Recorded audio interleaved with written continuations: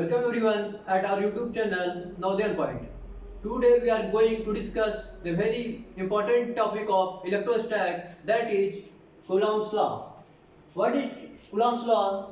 This is the electrostatic force between 2 point charges is directly proportional to their products and inversely proportional to square of separation between them and acts along line joining them.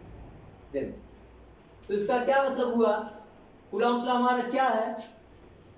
यह electrostatic force है हमारा जो किनके बीच लगता है?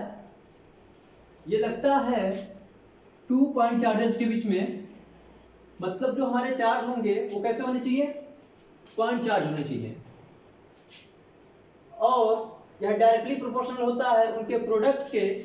This is directly proportional to their product and inversely proportional to the square of separation between them. जो हमारा ये कूलॉम्स फोर्स है, कूलॉम्स लॉ है, ये हमें बताता है कि यदि 2 पॉइंट चार्ज होंगे तो उनके बीच जो आपस में लगने वाला फोर्स होगा वो कैसा होगा? Directly proportional to their product and inversely proportional to separation between them. ठीक है, और जो उनका सेपरेशन होगा उसका क्या करेंगे हम लोग? स्क्वायर कर देंगे। ठीक है, और एक इंफॉर्मेशन इसमें और दी गई है, it acts along line joining between them. ठीक है, जैसे कि ऊपर देखिए, ये दिया है आपका, ये चार्ज आपका Q1 हुआ और ये चार्ज आपका Q2 हुआ। इनके बीच मान लीजिए सेपरेशन R है, तो इनके बीच का जो फोर्स होगा वो क्या होगा हमारा?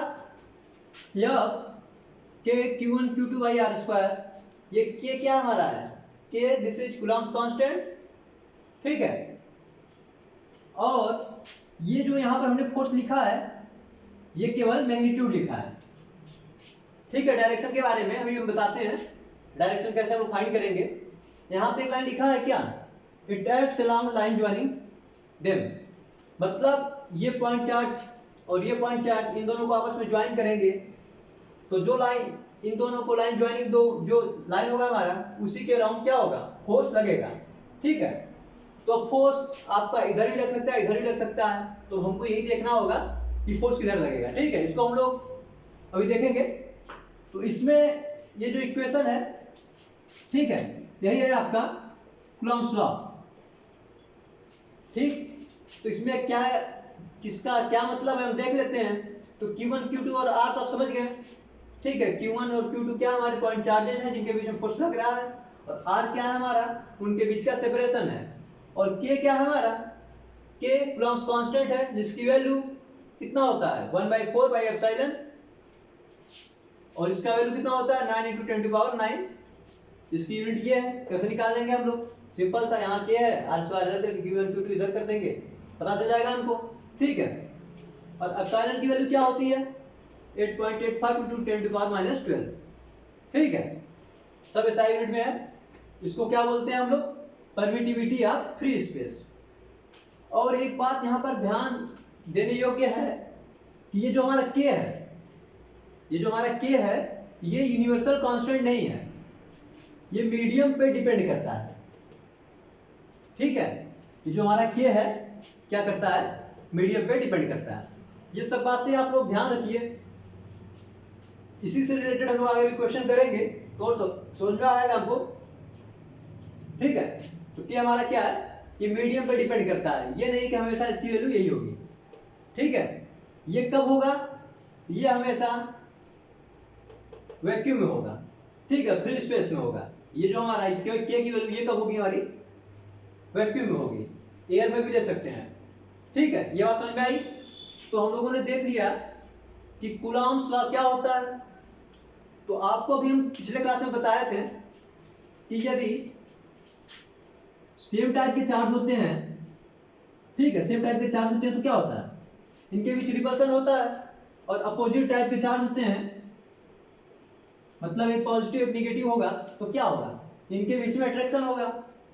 ठीक है, तो क्या इसका क्या मतलब हुआ, जैसे यहाँ पे एक पॉजिटिव चार्ज है, यहाँ पे निगेटिव चार्ज है, जब ये चार्ज इसको अट्रैक्ट करेगा तो मतलब इधर फोर्स लगा रहा होगा, मतलब इस पे इधर फोर्स लगेगा, और ये भी इसको अट्रैक्ट कर रहा होगा तो इस पे इधर फोर्स लगेगा।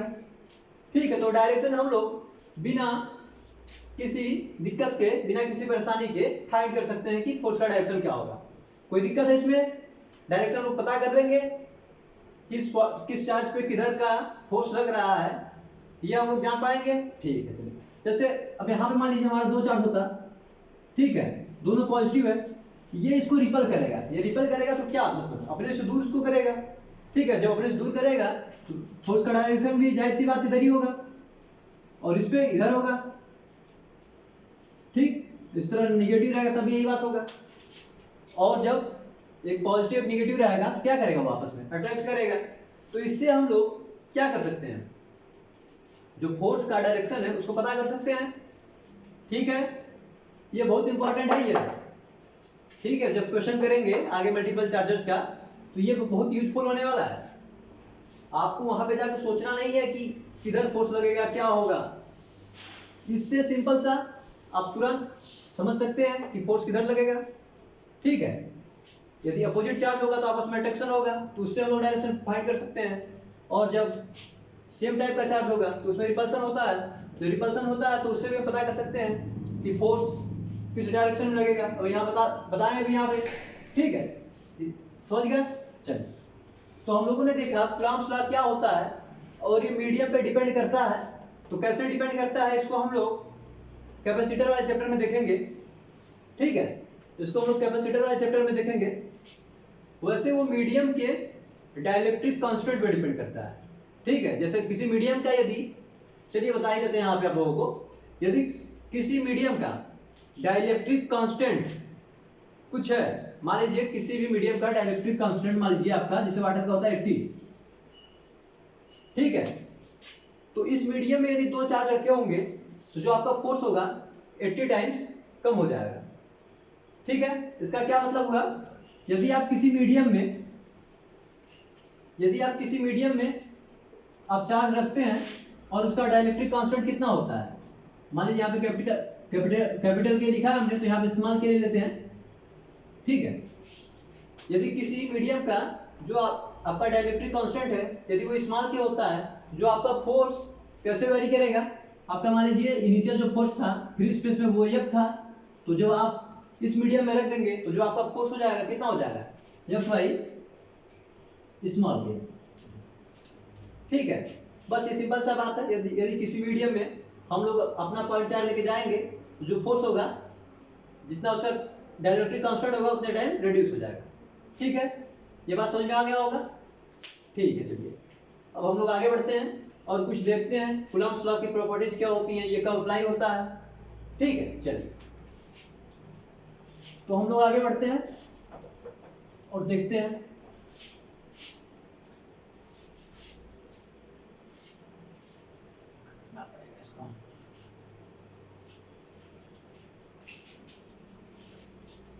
तो ये जो आपका कूलम्ब फोर्स होता है,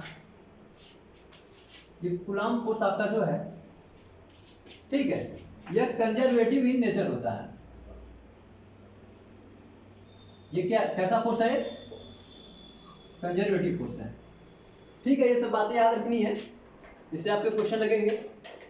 ठीक है, कंजर्वेटिव फोर्स है तो इसका क्या मतलब होता है कि जो पोटेंशियल एनर्जी आपकी ये चेंज होगी वो पाथ पे डिपेंड नहीं करेगी। ठीक है, ग्रेविटेशन में जैसे आपने पढ़ा है, जो आपका ग्रेविटेशनल फोर्स का फार्मूला है, सेम टाइप का फार्मूला ये भी है। ठीक है, लेकिन ग्रेविटेशनल फोर्स में क्या होता है, हमेशा अट्रैक्शन होता है, इसमें आपका हमेशा अट्रैक्शन भी हो सकता है, रिपल्सन भी हो सकता है, तो चार्ज के नेचर पे डिपेंड करता है। ठीक है, जो आपका इसमें फोर्स है किसमें, कूलम्ब्स लॉ में, अट्रैक्टिव भी हो सकता है, रिपल्सिव भी हो सकता है, और ये पॉइंट क्या है आपका कंजर्वेटिव नेचर का ये फोर्स है। ठीक है, और दूसरी बात एक वहां पे हम बताए थे कि जो फोर्स होता है, जो दोनों आपके चार्ज होते हैं, ठीक है, जो फोर्स आपका है दोनों चार्ज के लाइन ज्वाइनिंग के अलावा वर्क करता है। ठीक है, वहां पे आपको लिखवाया था, एक बार फिर लिखवा देते हैं, force acts along line joining between charges। ठीक है, ये सब समझने की बातें हैं। ठीक, क्या होता है कंजर्वेटिव फोर्स? होता है फोर्स कैसे एक्ट करता है, उसका डायरेक्शन क्या होता है? It acts along line joining between charges.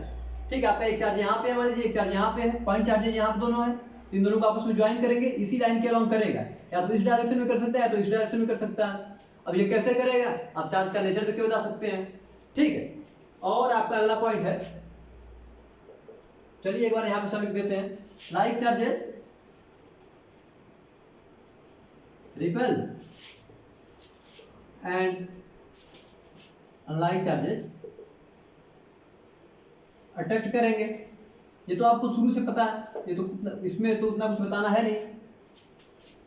ठीक है, तो चलिए हमने इसको देख लिया। ठीक है, तो हमने अभी पीछे क्या किया, बस हमने मैग्नीट्यूड लिखना सीखा है। हमने बस मैग्नीट्यूड लिखा है और डायरेक्शन हम लोग कैसे निकालेंगे, चार्ज देख के निकालेंगे। ठीक है, चलिए जैसे हम लोग एक एग्जांपल लेते हैं, एग्जांपल के थ्रू हम लोग समझते हैं। जैसे कि मान लीजिए हम आपसे कहते हैं कि आपके पास एक 3 माइक्रोकूलम चार्ज पॉइंट चार्ज है, 3 माइक्रोकूलम का पॉइंट चार्ज है कि आपका यहाँ पे है।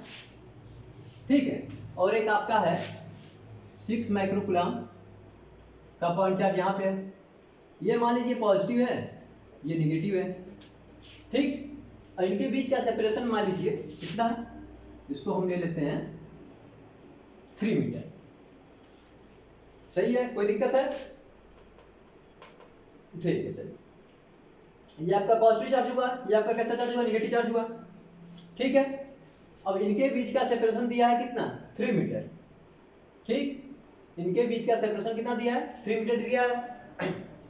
तो अब बताइए, हम आपसे कहेंगे बताइए इस पे फोर्स किधर लग रहा होगा। तो अपोजिट नेचर का है, तो इसमें फोर्स क्या कैसे लग रहा होगा, अट्रैक्टिव फोर्स लग रहा होगा।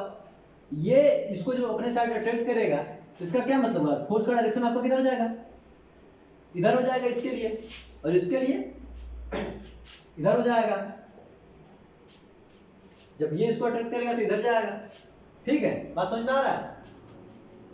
तो हम लोग एक चीज देखते हैं, हम लोग सॉल्व करते हैं कि ये मान लीजिए आपका, इसको हम लोग Q1 बोल देते हैं, इसको Q2 बोल देते हैं। तो ये Q1 आप Q2 पे कितना फोर्स लगाएगा, तो हमको पता है फोर्स का फार्मूला क्या आता है मैग्नीट्यूड निकालने का, K Q1 Q2 bye square. तो K की वैल्यू कितना होता है, 9 × 10⁹ इंटू इन दोनों का कुल मैग्नीट्यूड ले लेते हैं। मैग्नीट्यूड इसका 3 ले लेते हैं, इसका कितना ले लेते हैं 6, क्योंकि मॉड के अंदर फार्मूला हम लिखे थे, ये मॉड के अंदर तो पॉजिटिव वैल्यू आएगी। ठीक है, माइनस भी ले लेंगे, फिर मॉड बाहर आएगा वो प्लस हो जाएगा, तो उसका कोई दिक्कत है नहीं।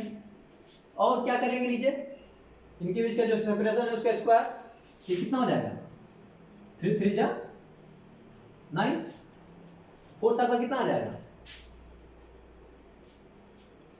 सॉरी एक चीज हमने यहाँ पे नहीं दिया।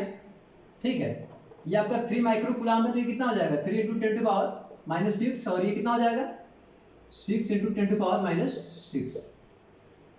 ठीक है, अब सही है, कोई दिक्कत नहीं। ये फोर्स कितना आएगा इनके बीच का, तो हम लोग देख लेते हैं। 9 से 9 चला जाएगा, आपका कितना आ जाएगा 9 3 जा 18, ये कितना हो जाएगा आपका -6 -3, मतलब 1.8 × 10⁻²।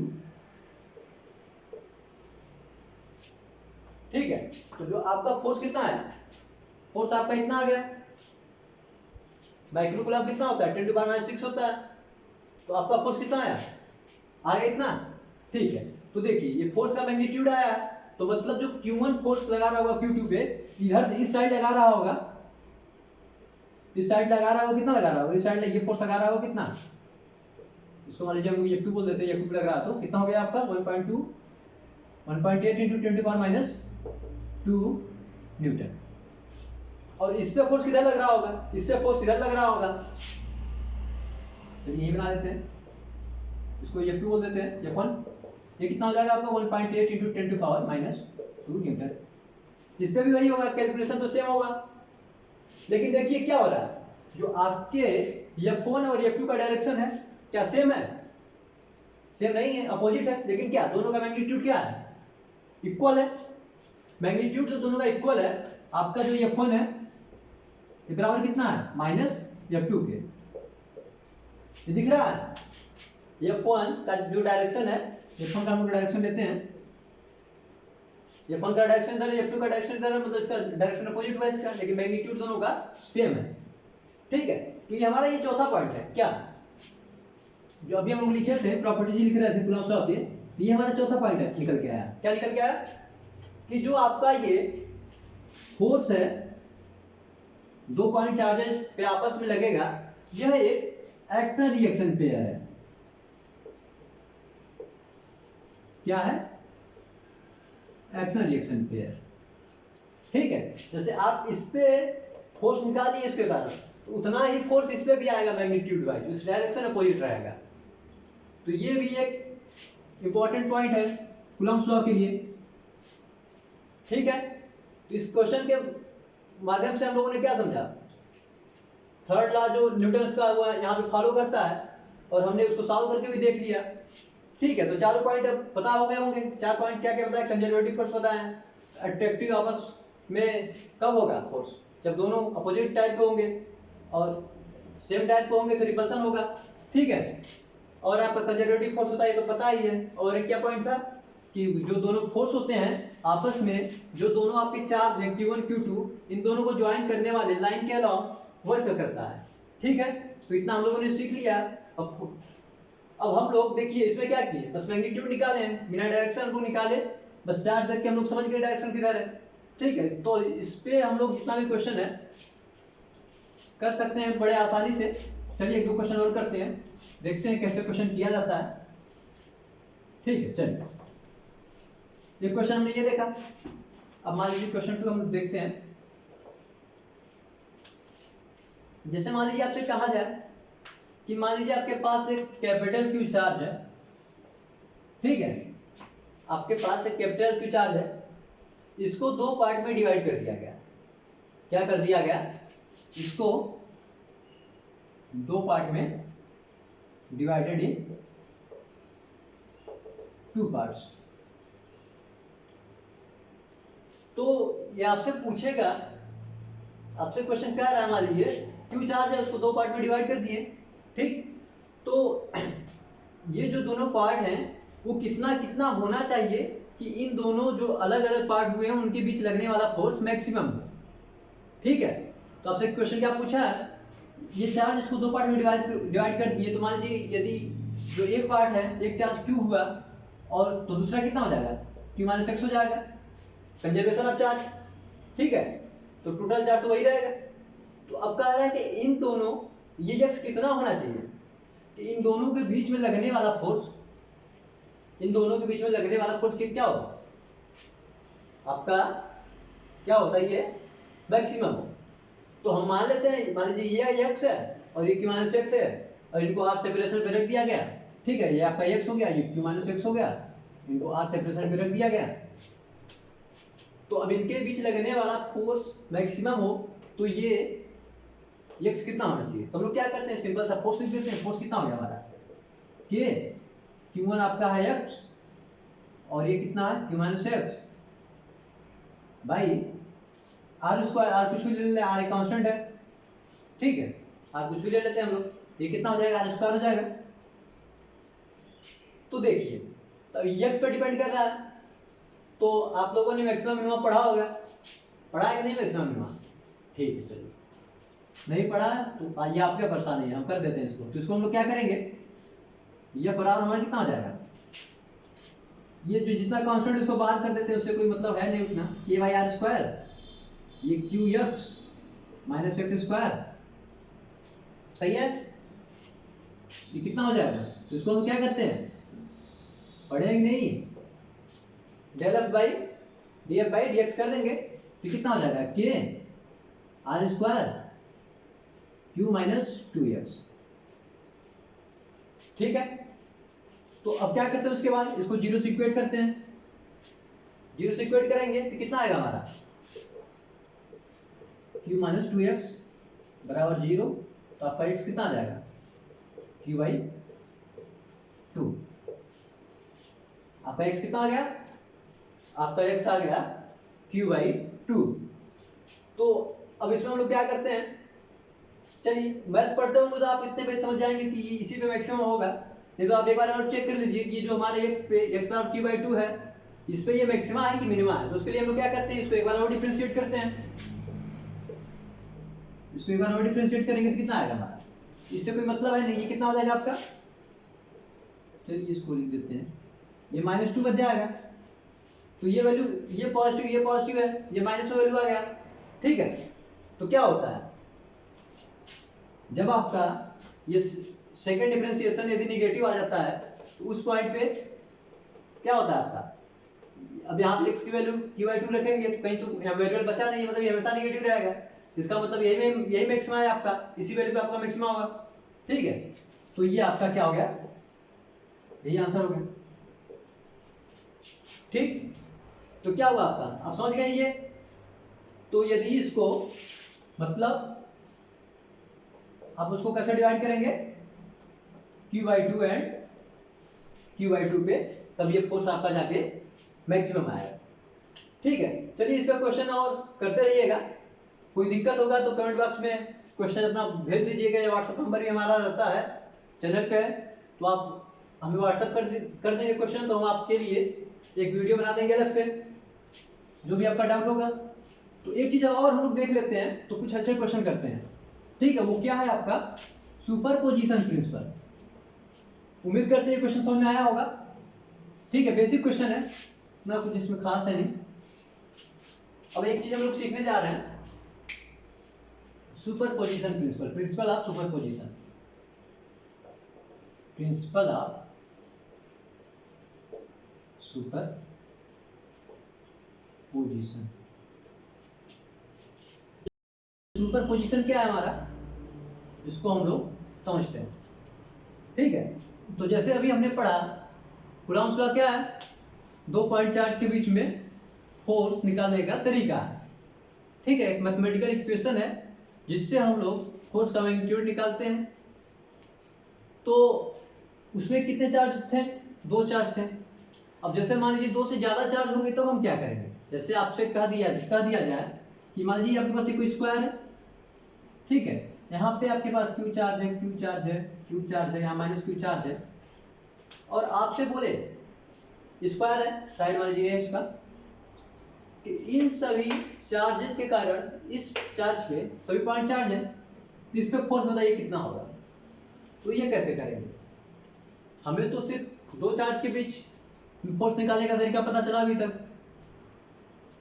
तो हम लोग क्या करेंगे, इसमें इसके कारण इस पे फोर्स निकाल देंगे, इसके कारण इस पे फोर्स निकाल देंगे, इसके कारण इस पे फोर्स निकाल देंगे, सबको आपस में वेक्टर सम कर देंगे सबका। ठीक है, सबका वेक्टर सम कर देंगे, जो आएगा तो वही इस पे टोटल फोर्स होगा। बस सिंपल सा यही है आपका principal of superposition. Principal of superposition क्या होगा, जैसे मान लीजिए आपके पास मल्टीपल चार्जेस हुए, ठीक है, मल्टीपल चार्ज हैं, तो क्या करेंगे, अगर पूछेगा किसी एक चार्ज पे बताइए फोर्स कितना होगा, तो हम लोग क्या करेंगे, सभी चार्जेस के कारण उस पर फोर्स निकाल देंगे और सबका क्या कर देंगे, वेक्टर सम कर देंगे। तो ये आपका क्या है, प्रिंसिपल ऑफ सुपरपोजिशन। बस सिंपल इतनी सी बात है। ठीक है,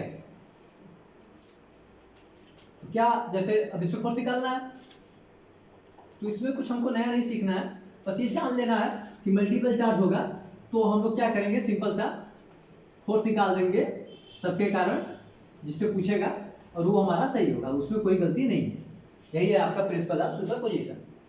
ठीक है, इसके कारण जो इस पे फोर्स लगेगा इन सब से कोई मतलब नहीं उसका, इसके कारण जो इस पे फोर्स लगेगा इन सब से, इन दोनों से इसका कोई मतलब नहीं है। यही है आपका प्रिंसिपल ऑफ सुपरपोजिशन। ठीक है, इससे क्या होता है, इससे पढ़ के क्या होता है, हमको सवाल लगते हैं, और क्या सवाल लगाने के लिए हम लोग कर रहे हैं।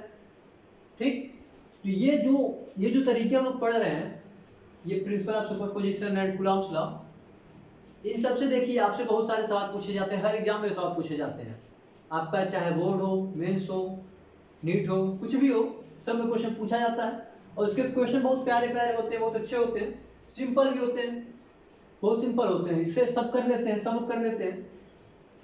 इसको आपको सीखना बहुत ही जरूरी है, क्योंकि जो क्वेश्चन सब लोग कर ले रहा है वो आपको भी आना चाहिए। यदि आपका वही क्वेश्चन गलती हो जाएगा तो समझ रहे हैं कितना बड़ा ट्रेजेडी हो जाएगा। और ऐसा नहीं सब क्वेश्चन हो जाएंगे, कुछ क्वेश्चन अच्छे रहते हैं, इसके बहुत अच्छे रहते हैं, उसमें कुछ लॉजिक लगाना होता है, सोचना होता है। क्या गिरा? चलिए, अब पढ़ा रहे हो मार्कर नहीं गिरे तो क्या पढ़ाएं, ठीक है। चलिए, तो हमसे पूछा इस पे फोर्स निकालने के लिए, ठीक है। तो प्रिंसिपल ऑफ सुपरपोजिशन क्या है? सिंपल सा, इसके कारण इस पे फोर्स निकाल देंगे, इसके कारण इस पे फोर्स निकाल देंगे, इसके कारण इस पे फोर्स निकाल देंगे। हम लोग देखिए ये क्वेश्चन लगाते लगाते हम लोग बहुत कुछ सीखने वाले हैं, ठीक है। क्वेश्चन लगाने का तरीका क्या होता है, तरीके भी हम लोग सीखेंगे। तो एक बात आप देख रहे हैं, ये दोनों चार्ज दो हैं और ये जो ग्रुप है, मान लीजिए इस पे फोर्स किधर लगेगा, ये इस पे फोर्स किधर लगाएगा, इधर लगाएगा। पॉजिटिव निगेटिव है तो अट्रैक्टिव फोर्स होगा, तो अट्रैक्टिव फोर्स किधर, इधर लगेगा। मान लीजिए ये फोर्स आपका होगा F1। अब ये किधर लगाएगा फोर्स, ये भी अपनी साइड इधर लगाएगा, इसको हम कह देते हैं F2। पता है ना फोर्स किधर लगता है, दोनों चार्ज को ज्वाइन करेंगे, उन दोनों को जो लाइन ज्वाइनिंग होगा उसी के अलावा लगेगा, या तो इधर या तो इधर। अब किधर लगेगा ये हमको पता है, अट्रैक्शन एंड रिपल्सन से हम लोग देख लेंगे।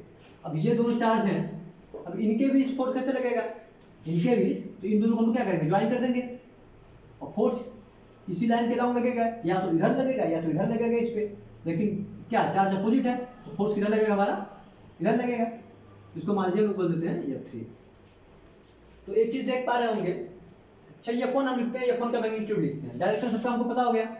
F1 का मैग्नीट्यूड कितना हो जाएगा, ये Q स्क्वायर, बस मैग्नीट्यूड लिख रहे हैं, ध्यान रखिएगा, डायरेक्शन तो आपको पता ही है, ठीक, बाई A स्क्वायर। यानी F2 का मैग्नीट्यूड लिखते हैं, F2 का मैग्नीट्यूड क्या होगा, F2 का मैग्नीट्यूड क्या होगा, सेम ही हो जाएगा।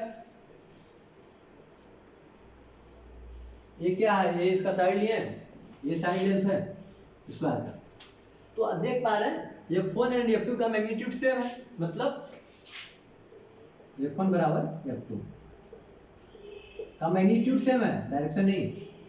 ये बात हमको समझ में आया, इसको मान लीजिए ये बोल देते हैं, ठीक। अब देखिए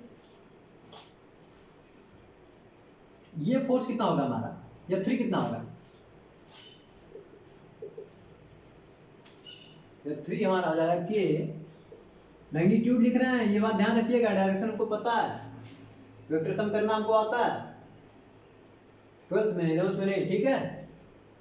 तो अब जब इन दोनों चार्ज के बीच का फोर्स लिखेंगे तो डिस्टेंस क्या लेंगे, ए लेंगे, यहां भी स्क्वायर लिख दें, ये स्क्वायर नहीं लिखेंगे, क्या लिखेंगे, इन दोनों चार्ज के बीच का डिस्टेंस कितना है, तो ये आपका डायगोनल है, कितना हो जाएगा, a√2 हो जाएगा। तो इनके बीच का डिस्टेंस कितना होगा, a√2 का स्क्वायर करेंगे कितना होगा, 2a स्क्वायर। सही है, कोई दिक्कत नहीं है, कोई दिक्कत नहीं। अच्छा इसका मैग्नीट्यूड देख लीजिए कितना है, वैसे हम लोग तो सिंपली ऐड कर सकते हैं, उसमें उतना कोई खास बात है नहीं। और इसका मैग्नीट्यूड देख लीजिए, ये कितना है आपका, F/2 है, कोई दिक्कत इसमें, आपका F3 कितना है, उसका मैग्नीट्यूड F/2 है, दिख रहा है, F कितना आपका इतना है, और F3 कितना है, इतना है, ये बराबर कितना F/2 हुआ, कोई दिक्कत है, इसमें 2 से डिवाइड कर देंगे तो ये आ जाएगा, ठीक है। चलिए अब देखिए, अच्छा इस वेक्टर और इस वेक्टर को ऐड करेंगे, रिजल्टेंट बताने तो तीनों को ऐड करना पड़ेगा, सिंपल सी बात है।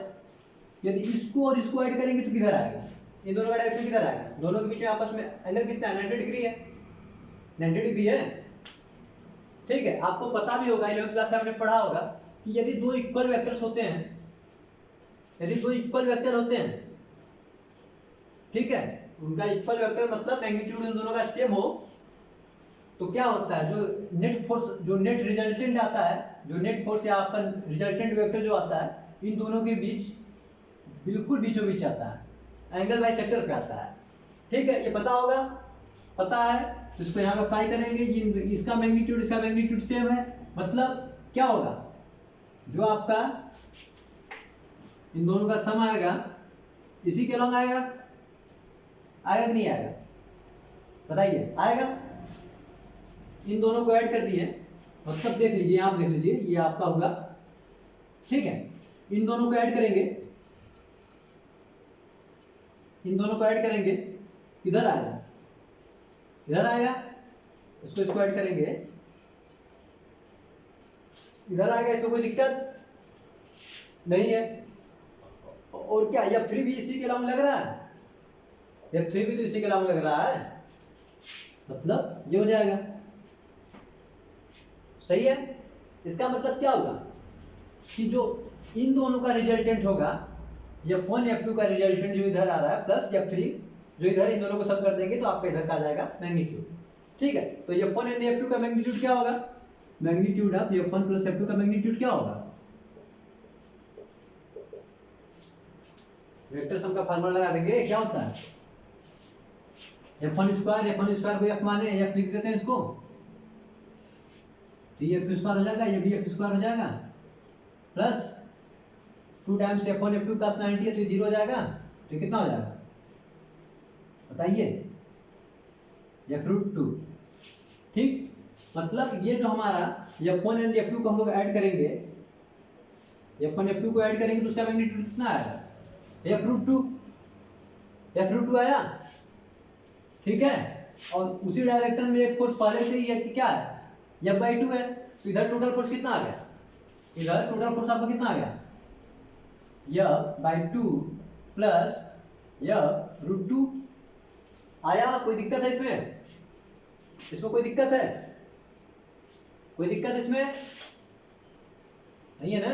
चलिए ऐड कर लीजिए, कितना आ जाएगा, तो ये कॉमन ले लेते हैं, तो ये कितना हो जाएगा आपका, ये कॉमन ले लेंगे तो आपका हो जाएगा 1 प्लस 2√2/2, या सीधे आपका इसी तरह लिखा जा सकता है 1/2 प्लस √2।